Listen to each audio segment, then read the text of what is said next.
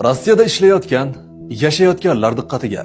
Bu yilgi qishga yaxshiroq tayyorgarlik ko'ring va issiqroq kiyimlaringizni hozirlab qo'ying. Sinoptiklarning bildirishicha, Rossiyada bu yilgi qish 250 yillikdagi eng sovug'i bo'lishi mumkin. Butun mamlakat bo'ylab qishda kuchli sovuq va qor yog'ishi kutilmoqda. Markaziy va Volgabo'yi hududlarida havo harorati Selsiy bo'yicha -35 darajagacha pasayadi.